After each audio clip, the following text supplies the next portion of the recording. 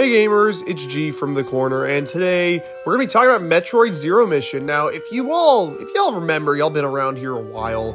Back in May of 2023, one of the first ever videos on the corner was me begging Nintendo to put a few specific games on Switch Online, and it took them over a year to put a single one on the service. Granted, Mario vs. Donkey Kong got a full remake instead. The first games that I actually requested that got added to NSO were the Mega Man Game Boy games. In fact, you got all of them just randomly one evening in June, and not even 2 weeks later, the Nintendo Direct aired and we got Metroid Zero Mission Shadow Drop. So I figured, you know what, Metroid Prime 4 finally got a gameplay trailer, it's coming out next year. Let's put my money where my mouth is and finally play Zero Mission for the first time. I think I've tried almost every Metroid, at least like a little bit in the past, but most of them I never got very far in. Super and the original obviously didn't do much. Metroid Samus Returns I've tried multiple times but haven't been able to get far in. And I don't think I ever actually tried Fusion. I might have played it at a friend's house once or twice, but I did play and beat Metroid Dread when that came out a few years ago and loved it. And I even played the Prime Remaster and also thought it was pretty great. I think after those two games, I kind of preferred 2D over 3D Metroid. I mean, Dread is seen as one of the best 2D Metroids. It's the most recent, most up-to-date one, obviously. And Prime Remastered was a full, from-the-ground-up visual overhaul of what people consider the best Prime game. So, having the peaks of both series under my belt, I wondered, would I enjoy Metroid Zero Mission? And I could safely say, yeah, I did. I had a pretty good time with it. It's not the greatest thing ever, but it was pretty solid and fun and makes me, you know, want to try more of these Metroid titles. I'm looking forward to Prime 4. I will pick it up, but Zero Mission is certainly very good. I guess you're probably wondering, like, why specifically Zero Mission I wanted to see and I wanted to play on Switch Online. I mean, again, Fusion's right there. Samus Returns is easily accessible to me. I could just play through that. That's even more modern, but I don't know. Every time I see Zero Mission, I'm like, Zero Mission is somewhat more modern than, say, Super or the original NES game, and the gameplay always looked very fluid to me. So I kind of figured, yeah, I would probably have a really good time with this title. It's a remake of the first Metroid, and I mean like a full from-the-ground-up remake with new added content, with a ton of stuff. I actually don't know how much exactly has been changed. I'm aware of one bigger change that happens towards the end of the game, but aside from that, I don't know what they changed about the map and overworld itself. Metroid Zero Mission is an open-world 2D game. I guess people call them search action nowadays. They used to call them Metroidvanias. I don't know. Weird genre name. In my mind, it seems most like an open-world 2D game if I had to really call it anything.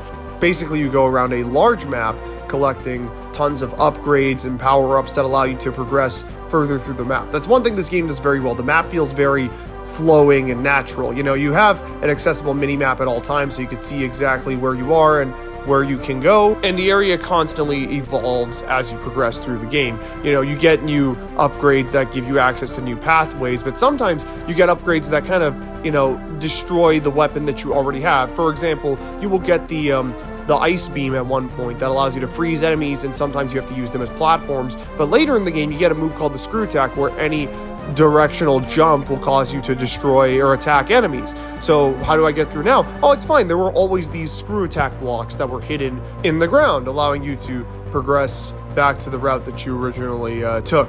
It's really great. Again, the world feels very flowing and upgradable. Of course, obviously Samus is as well, and that's kind of what leads to that. It's fun. Every time you got an upgrade, it's like, oh, I can access this now. You know, the mentality is always, I'm in a room. Let me run around and try and break every block and wall I see. If there's a 1x1 nook, I'm going to go into it, try and bomb it, and more often than not, it's, oh yeah, there was a secret passageway, or oh, you should be using this thing, you know, this upgrade. It's so fun tinkering and messing with these.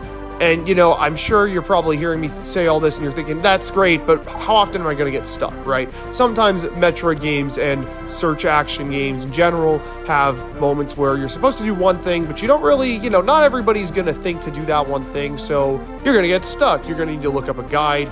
You're going to need to check everywhere. You're going to probably waste an hour trying to figure out where you have to go, but in this game, that's not really the case that often anyway. I think I counted like 3 or 4 times where I got stuck and I had to consult a walkthrough, which, I mean, hey, I don't really mind playing a game with a walkthrough ready to go if I get stuck. I never thought that was a cheat or I shouldn't be able to do that, you know. if I'm enjoying a game enough to want to see it through to the end. If I want to look up a guide because I'm stuck on a certain part, that's fine. I'll take note of it. I'll be like, well, that sucked because I had to do that and I had to use external materials to beat the game. But if it's not like the entire game, or if I'm at least having a good time doing it, then like I don't really care or mind much. Metroid Dread, I remember having to look up a guide like twice. I think it was exactly 2 times when I first played the game, and that was it. So, I mean, yeah, I guess they got better at it, although granted, it's a completely different team who made Dread as opposed to Zero Mission. And by that logic, the original Metroid, although I imagine the original was a little more convoluted, I guaranteed there were these Chozo statues that you could find that would like kind of point you to where you have to go. Not really like tell you where to go, but show a marker on the map that could even be over an area that you've never accessed. So the game more so guides you in the right direction than outright telling you where to go all the time, which I think works. Again, I only got stuck really a handful of times, and towards the end of the game, I think I knew what I was doing pretty well enough. There were 1 or 2 times where, you know, I would cheat a little bit. I'd use a rewind here or there because I wasted too many missiles, or I did this boss incorrectly, and I looked up a walkthrough and it told you how to actually do it. I'm not going to act like a god gamer, but these features are here for a reason, and, you know, so be it. If I want to use it and I still like the game, I don't see anything wrong with that. Now, the game is a very short one. I mean, I'm sure you might as well have figured that. It's a Metroid game. Many Metroid games are about speed running and sequence breaking, and I'm sure there's a ton of that I completely missed, that completely flew over my head. I'm sure I could have gotten so many upgrades so much sooner, although there were 1 or 2 times where I did bomb jump in an area where you were simply supposed to get, like, a ledge grab upgrade. I just was like, ooh, I see a super missile, I could totally use the bombs to get it, and I got it, and it's like, no, dude, you were supposed to, like, just use the ledge grab thing that you get later in the game. Something like that's really fun, but I'm sure there's a lot of crazier things you can do in this game that I have no idea about. I've never even heard of in my life. The length didn't really bother me much. Obviously, I didn't, like, pay for the game specifically. I played it through Switch Online, so, you know, whatever. The same price I paid for this is the price I paid for Mario Party 3 Online. I'm totally cool with it. But it actually wasn't the shortest game in the world, although that might have just been how I played it. At first, I kind of just played this game in chunks. I spent like maybe half an hour, some days even like 10 minutes on it. But in the final stretch, I kind of just went through like 2 to 3 hours of the game straight. So yeah, make of that as you will. I mean, there's like, what, 4 bosses in this game? And I did 3 of them in one sitting and another one in another sitting like 5 days ago. I don't know. I've been having my own fun with this game, honestly, and I think you all would enjoy it too. You know, it's got that Game Boy Advance crunchiness, but it's like a late GBA game, so it's not like super bright, and they know how to make the sound chips sound good, you know? Like, there's a lot of GBA games with trash soundtracks, but you've been hearing it this whole video. I think the Metroid Zero Mission soundtrack is great. It's all remixes of, like, the original Metroid music, and I think it all sets the mood pretty well, and, you know, is bombastic when it needs to. I love that Bryn Star theme, you know? It's so out of place. You'd never hear a song like that in a Metroid game nowadays, but man, I love it. It always puts me in a good mood, you know? It always screams Metroid to me. But yeah, I don't know. I'd recommend this game. If you have NSO Expansion Pass, this is definitely the Metroid to check out. I mean, I think, again, it's the only one on the Expansion Pass or NSO in general that I've played to completion. So maybe there's harder core fans who will tell you, no, you gotta play Super first, you gotta play Fusion first, or, oh, you better play the original NES game first, you know. I'm not gonna say any of that. I think this is a great one. It's not the hardest game in the world, and it does tend to get a little ball towards the end, but you know what? I really liked it. I would highly recommend this one to anyone who has easy access to it and has a passing interest in 2D Metroid. I think it's pretty great, and you will not feel like your time is wasted with it. I don't know. I've never played it. Again, I've never played this game before until now, but I quite liked it. I thought it's pretty fun. It feels like Metroid. Towards the end, they kind of do this crazy cool end sequence that was definitely not in the NES game. I know for a fact it wasn't. I don't want to spoil exactly what happens because I think it's pretty fun.